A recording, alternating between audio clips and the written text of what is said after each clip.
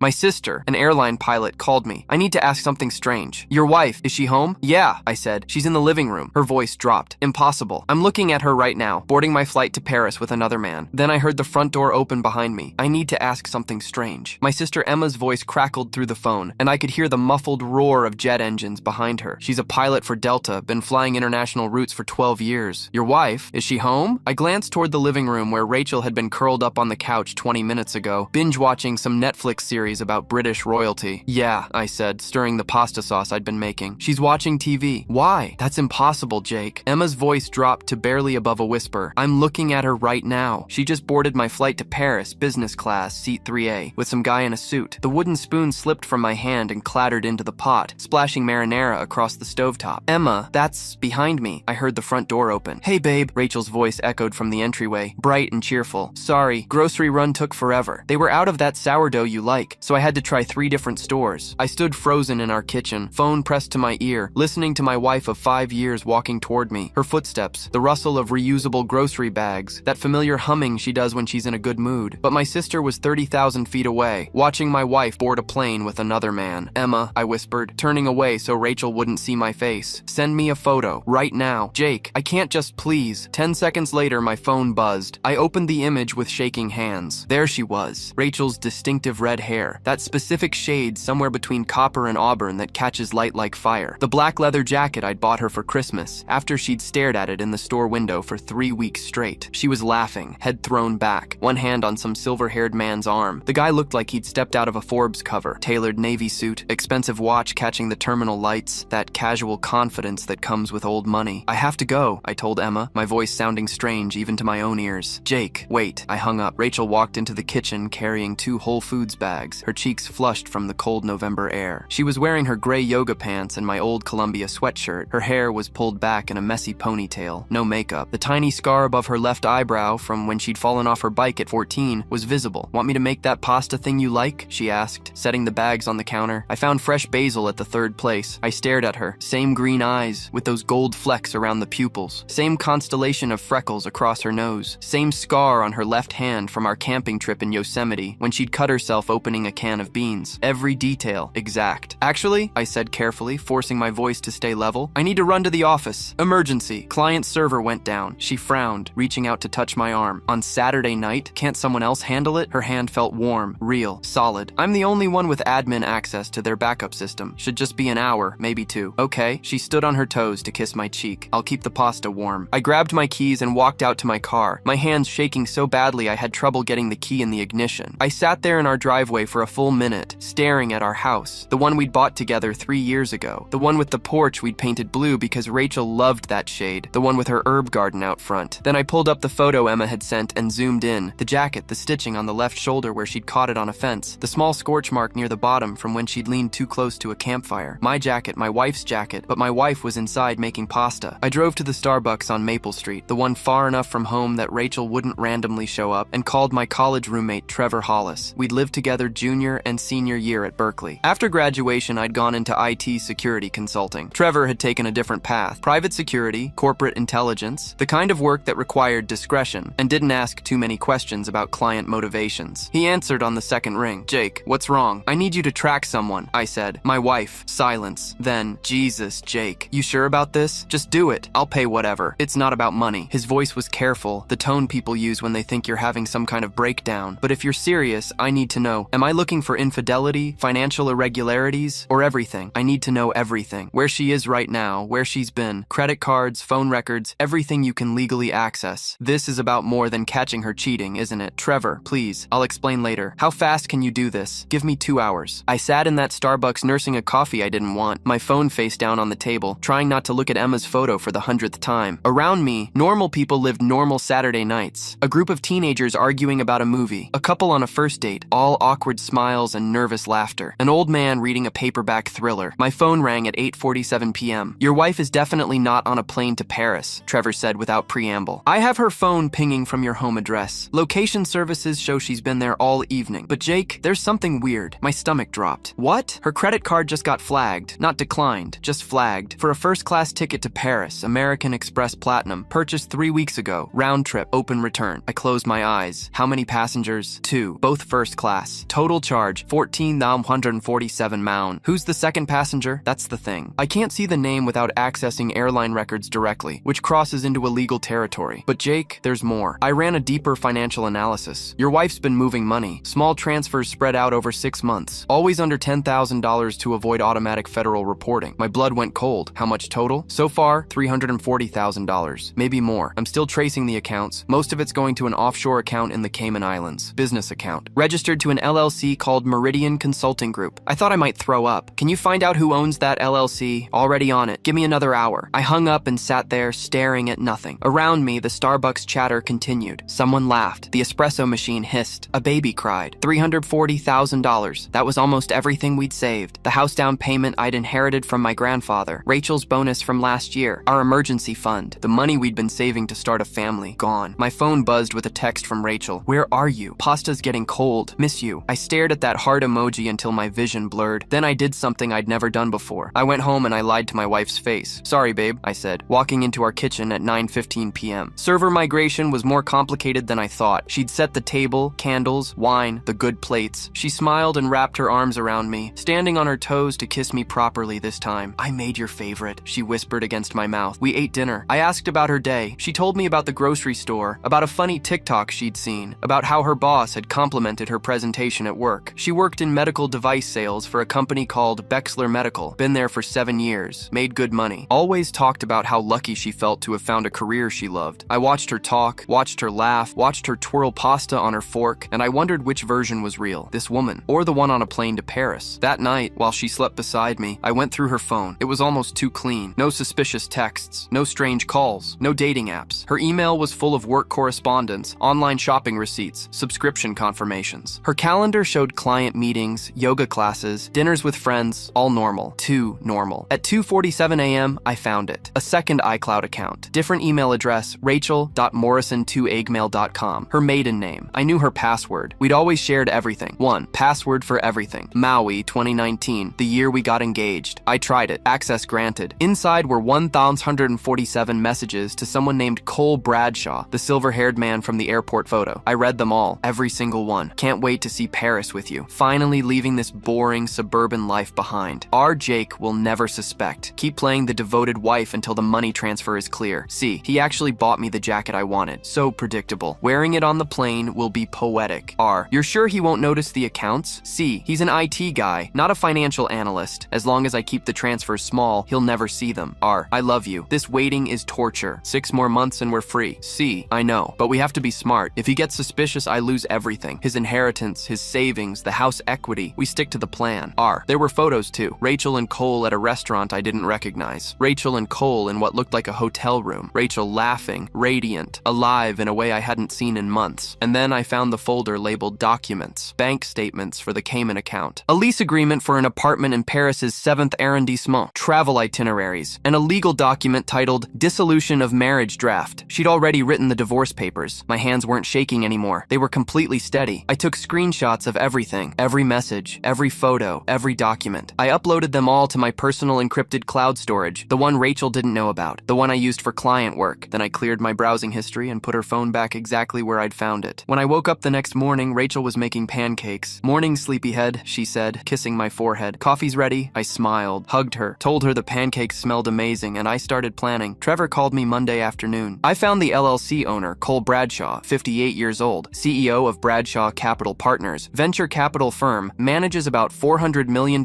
in assets, divorced twice, 3 grown kids, clean record, but his second ex-wife's divorce filing mentioned habitual infidelity and financial manipulation. Can you keep digging? Jake, I have to ask, what are you going to do with this information? I don't know yet, but I need to know everything before I decide. Okay, give me a few more days. That week was the strangest of my life. I went to work, came home, had dinner with Rachel, watched TV, made love to her. The whole time, I was thinking about those messages, about Cole Bradshaw, about $340,000, about that apartment in Paris. Rachel never once slipped up. She was perfect, attentive, loving. She asked about my day, laughed at my jokes, told me she loved me. Tuesday night, she made my favorite meal, her grandmother's lasagna recipe, the one she only made for special occasions. She'd lit candles, put on the playlist from our wedding reception, wore the dress I'd always said I loved. What's the occasion? I asked, forcing a smile. No occasion, she said, pouring wine. I just love you. Sometimes I forget to show it properly. I watched her across the table Rachel, candlelight catching the gold in her eyes, and I wondered if this was guilt, if some part of her knew this was goodbye, if she was playing a role, or if, in that moment, some fragment of the old Rachel, the one who'd cried at our wedding, who'd held my hand through my father's funeral, who'd stayed up all night with me when I was sick, was trying to surface one last time. I love you too, I said, and in that moment, I meant it. I loved the woman I thought she was, the woman in my memories, the ghost that wore her face. Wednesday, Trevor sent me another update. The offshore account isn't just receiving your money. There are deposits from 3 other sources. Looks like Bradshaw has been running this scheme before. You're not his first mark. You're just the latest. Can you trace the other sources? Working on it. But Jake, this is bigger than an affair. This is organized financial fraud. Bradshaw has a pattern. Targets successful, financially stable men through their wives or girlfriends. Romances the women. Convinces them to siphon funds slowly. Promises them a new life. Then once the account is fat enough, he disappears with everything. My hands clenched around my phone. So Rachel isn't even special to him. She's just another mark. Probably I found his dating profile on an exclusive millionaire matchmaking site, active as of 2 days ago. While he's texting Rachel about their future together, he's already hunting for the next target. That night, I looked at Rachel differently, not just as my betrayer, but as his victim too. She thought she'd found her soulmate, her escape from suburban monotony. She thought she was the exception, the one who'd finally tamed the Silver Fox CEO. She had no idea she was just inventory. Thursday morning, I called Deborah again. I need to know. If I gather everyone together to reveal this, could that hurt my legal case? It's risky, she admitted. Defense attorneys could argue you're attempting to publicly humiliate her, which might make judges less sympathetic. But if you frame it correctly, as transparency, as protecting others from similar fraud, as ensuring witnesses to prevent her from controlling the narrative, it could actually strengthen your position. Shows you're not hiding, not ashamed, and have nothing to fear from scrutiny. What if she never comes back? What if she stays in Paris? Then the criminal charges hit her anyway. The FBI doesn't need her permission to prosecute. And if she becomes a fugitive, that only makes her look worse. Either way, Jake, you win. The question is whether you want a quiet win or a public one. I thought about that leather jacket, about her laughing in those photos, about the message calling me predictable, public, I said. I want everyone to know. On Thursday, she mentioned casually that her sister in Boston had invited her to visit the following weekend. Just a girls' weekend, she said, chopping vegetables for a stir-fry. Claire's going through a tough time with her divorce. She needs support. Of course, I said. You should go. When are you leaving? Saturday morning, back Monday night. I'll miss you. She kissed me. I'll miss you too, babe. I studied her face, looking for cracks, for guilt, for anything that might indicate she felt even a flicker of remorse. Nothing. Her eyes were clear, her smile genuine. She'd compartmentalized so completely that I might as well have been a character in a movie she was watching, not a real person she'd shared 5 years with. That night, I checked her hidden email account. New messages from Cole. Flights booked. See you Saturday at CDG. Finally. C, I can't wait. Told Jake I'm visiting my sister. He bought it completely. R, once you're here, we don't have to hide anymore. C, 6 months of lying. Worth it for this. Love you. R, bring the documents. We need to close the final accounts as soon as you land. C, everything's ready. By Monday, Jake won't be able to touch any of it. RI took screenshots of those too. Friday night, I made one more call. Deborah Santos, 23 years practicing family law, partner at Santos and Wright. I'd used her firm for some contract reviews when I'd started my consulting business. Deborah, I need advice. Hypothetically speaking, if someone discovered their spouse was planning to leave them and had already stolen significant assets. Jake, is this about you and Rachel? Hypothetically. Okay, hypothetically, documentation is everything. Financial records, communications, evidence of intent. If you can prove premeditated theft and fraud, especially if marital assets were moved to hide them, you're looking at criminal charges on top of civil liability. But you'd need ironclad evidence. What if I had screenshots of messages detailing the theft, bank records, photos, and a witness who saw her board the plane with her accomplice? Deborah was quiet for a moment. Then, hypothetically, you'd have one of the strongest cases I've ever seen. But Jake, what? Make sure you're ready for what comes next. Once you light this match, there's no putting it out. Your life becomes public. Her life becomes public. Everything gets examined. Are you prepared for that? I looked around our kitchen, the refrigerator covered in our photos, the coffee maker we'd bought together, the herb garden she tended in the window. Yes, I said, I'm ready. Then document everything. Every lie she tells, every movement, and when you're ready to strike, make sure it's decisive. No warning, no second chances, just truth. Understood. Saturday morning, Rachel was packed by 7 a.m. One suitcase, carry-on only. Traveling light, she said, smiling. Just a weekend trip. I helped her load the suitcase into her Honda Civic, kissed her goodbye, told her to drive safely. Love you, she said. Love you too. I watched her drive away. Then I waited exactly 1 hour and I started making calls. First, Emma, can you confirm Rachel's on your flight to Paris today? Already checked. She's boarded. Same guy as last time. Jake, what's going on? I'll explain soon. Can you take more photos? Anything that shows them together? Sure, but Emma, trust me, please. Next, I called Trevor. I need you to meet me at my house in 2 hours. papers. Bring copies of everything you found, every document, every record. Jake, please. Then I started calling family and friends. My parents, Rachel's parents, our closest friends from college, my co-workers who'd been to our wedding, Rachel's co-workers from Bexler Medical. The message was always the same. Emergency gathering at our place, 6 p.m. tonight. Rachel's in serious trouble. Please come. I'll explain everything then. By 5:30 p.m., 23 people had crammed into our living room. Rachel's mother kept asking where Rachel was. Her father looked worried, checking his phone every 30 seconds. My mother kept touching my arm, asking if I was okay, her eyes searching mine for answers I wasn't ready to give. Friends whispered to each other, confused. Sarah and David Miller, our neighbors from 2 doors down, sat uncomfortably on the ottoman. We'd had dinner with them twice a month for 3 years. Kelly Brennan, Rachel's best friend since college, kept texting Rachel's phone. My coworker, Amit, who'd been my best man, stood near the kitchen, arms crossed, looking concerned. Emma had flown in from her layover in Seattle, still in her pilot's uniform. Jake, seriously, what's going on? Kelly asked. Rachel's not answering. I'm getting worried. You will be, I said quietly. Just wait. At exactly 6 miles p.m., I connected my laptop to our TV. Trevor stood near the door, his private security instincts on alert, ready to handle any outbursts. Deborah had advised me to have someone present who could serve as a neutral witness to everyone's reactions. Thank you all for coming, I said, my voice steadier than I felt. I know this is unusual, but I needed you all here to witness something, because what I'm about to show you, Rachel would deny. She'd call me crazy. She'd say I doctored evidence. She'd try to make me the villain. So I need you all to see this together. Witnesses. Rachel's mother stood up, her face pale. Jake, you're scaring me. Where is Rachel? Rachel, I said calmly, pulling up my laptop screen, is currently at 37,000 feet somewhere over the Atlantic Ocean on a flight to Paris. Let me show you. I pulled up the photos Emma had sent. There was Rachel at the gate, looking radiant. Rachel boarding the plane, her carry-on in one hand, Cole's hand in the other. Rachel sitting in first class, seat 3A, champagne in hand, leaning into Cole Bradshaw, their fingers intertwined on the armrest between them. The timestamp showed 11:42 a.m. today, 5 hours ago. But she said, Rachel's mother started, her voice breaking. She said she was going to Boston to see Claire, I finished, my voice flat. Your daughter Claire, who's been in Phoenix all week at a nursing conference. I called her this morning to confirm. She has no idea Rachel was supposedly visiting her. Kelly's hand flew to her mouth. Oh my God. I projected Emma's latest photo on the TV. Rachel and Cole, clearly intimate, clearly together. His hand on her thigh, her head on his shoulder, the kind of body language you can't fake, can't explain away. Who is that man? Rachel's father demanded, his voice tight with controlled rage. That's Cole Bradshaw, 58 years old, CEO of Bradshaw Capital Partners, a venture capital firm managing approximately $400 million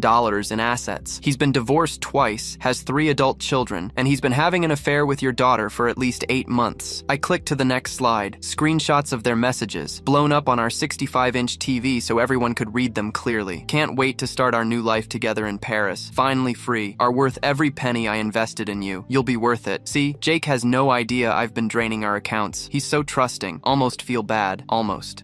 Rachel's mother gasped. Her father's face went white. I kept clicking through the messages. Every damning conversation, every photo, every detail of their plan. Over the past 6 months, I continued, my voice steady, clinical. Rachel has systematically transferred $340,000 from our joint accounts and my personal savings into an offshore account in the Cayman Islands. Small transfers, always under $10,000 to avoid federal reporting requirements. I showed them the bank records Trevor had compiled. Every transfer highlighted in yellow, the dates, the amounts, the destination account. She used company resources from Bexler Medical to facilitate these transfers, I said. Company computers, company time, which means this isn't just theft from me, it's theft from her employer, misuse of corporate resources, and potentially fraud. I pulled up the next document, the Paris apartment lease. She and Mr. Bradshaw signed a 3-year lease on a luxury apartment in Paris's 7th arrondissement. Monthly rent, $4,500. They plan to use my money, our money, to fund their new life together. Rachel's father was shaking. This can't be real. I wish it wasn't. I clicked to the next slide. This is the draft divorce petition Rachel prepared, filed electronically on October 15th, never filed with the court, just saved to her private cloud account. The room was dead silent except for Rachel's mother crying. I've already filed reports with the FBI's Financial Crimes Division, the District Attorney's Office, and Bexler Medical's Corporate Ethics Board, I said. As of 3 p.m. today, all joint accounts have been frozen. The offshore account has been flagged for investigation, and I've filed for divorce, citing fraud, theft, and emotional abandonment. My phone buzzed. Unknown Paris number. I held it up so everyone could see. That's probably Rachel. Realizing she can't access the money, I answered on speaker. What the fuck did you do? Rachel's voice filled the room, shrill and panicked. The account is frozen. Cole's bank rejected the transfer. Jake, you bastard. Hi, Rachel, I said calmly. You're on speaker. Your parents are here. My parents, Emma, Trevor, most of our friends. silence. We're all watching the photos of you and Cole in Paris, the ones Emma took while piloting your flight. Dead silence on the other end. Rachel? Her mother's voice was shattered. Is this true? Mom? Oh my God, Mom, I can explain. Can you explain the $340,000 you stole? I asked. Or the messages about how stupid and predictable I am? Or the fact that you've been planning this for 8 months? Jake, please, this isn't what it looks like. Your boyfriend Cole left you at the hotel, didn't he? I said. Once he realized the money wasn't coming. Once he realized this wasn't a fantasy anymore, but a criminal investigation. How long did it take him to bail? An hour? 2? He's coming back. He just needs to... Rachel, the FBI is going to want to talk to you when you land back in the US. Bexler Medical has already terminated your employment. I've changed the locks on our house. Your belongings will be boxed up and sent to your parents' address. You can't do this to me. I didn't do this to you, I said quietly. You did this to yourself. You just thought you were smarter than everyone else, that we'd never figure it out. I hate you. You ruined everything. No, Rachel, I audited our marriage, and you failed. I hung up. The room was still silent. Rachel's mother had her face in her hands. Her father looked like he'd aged 10 years in 10 minutes. My own mother was crying quietly. Then Trevor held up his phone. Jake, you need to see this. He'd been monitoring Rachel's social media accounts. Someone had posted the airport photos. Emma, I realized, tagging Rachel's Facebook, Instagram, LinkedIn. The comments were already flooding in. Is this real? OMG. Rachel, you're married. Who is that old guy? Wait, wasn't she just posting about loving her husband? Her LinkedIn profile, the one where she presented herself as a trusted medical device sales professional, was being bombarded with messages. Colleagues, clients. Her professional network was watching her image collapse in real time. My phone buzzed again. Different number. I answered without putting it on speaker this time. Mr. Garrison, this is Detective Lisa Huang with the San Francisco District Attorney's Financial Crimes Unit. We received your complaint this afternoon. I'd like to schedule a formal interview. We're very interested in the documentation you mentioned. Of course, Detective. When? Works for you? Monday morning, 9 a.m. Bring everything. I'll be there. When I hung up, everyone was staring at me. That was the DA's office, I said. They're opening a criminal investigation. Rachel's father finally spoke. Jake, I'm so sorry. We had no idea. I know you didn't. If we'd known, it's not your fault. She fooled everyone. That's what made her good at it. They left slowly, one by one. Hugs, apologies, shock. Rachel's parents stayed the longest. Her mother sobbing, apologizing over and over for their daughter's betrayal. When everyone was gone, I sat alone in the living room we decorated together. The couch we'd picked out at IKEA. The rug Rachel had found at a flea market. The photos on the wall from our wedding, our honeymoon, our life. My phone buzzed one more time. Please. I'm sorry. I made a mistake. I'm scared. I'm alone. Please help me. Please. I looked at that message for a long time. Then I blocked the number, poured myself a drink, and sat in the silence. 3 weeks later, Detective Huang called. Mr. Garrison, I wanted to update you. We've formally charged Rachel Garrison with wire fraud, theft, and conspiracy to commit financial fraud. Mr. Bradshaw is also being investigated. If convicted, she's looking at 5 to 7 years federal prison time. What about the money? We've recovered $287,000 so far. The rest was spent on the Paris apartment deposit and travel. You'll get most of it back minus legal fees and restitution costs. Thank you, Detective. For what it's worth, Mr. Garrison, you handled this exactly right. Documentation, evidence, witnesses. Most people confront their spouse, get into a screaming match, destroy the evidence. You stayed calm, built a case. That's rare. I work in IT security, I said. I know how to document vulnerabilities. She laughed, short and sharp. Well, you documented this one perfectly. The divorce was finalized 4 months later. I got the house, my savings minus what she'd stolen, and a clean break. Rachel took a plea deal. 3 years in federal prison, full restitution, permanent record. Cole Bradshaw lost his CEO position when the board discovered he'd been using company funds to wire money to Rachel. His reputation and venture capital was destroyed. I sold the house 6 months after the divorce finalized. Too many ghosts. Emma came to help me pack. You doing okay? She asked, wrapping glasses in newspaper. Better than I expected, I said. You know what the weird part is? What? I'm not even angry anymore. I was for a while, but now I just feel relieved, like I escaped something that would have destroyed me eventually. You did escape, Emma said, because I called you that day. Yeah, I looked at her. Thank you for that, for trusting your gut. That's what family does. My phone buzzed. A message from a number I didn't recognize. I'm out on bail. Can we talk? I've changed. I'm getting therapy. Please. I showed Emma. She raised an eyebrow. You going to respond? I deleted the message and blocked the number. No, I said. Some stories don't get happy endings. They just get endings.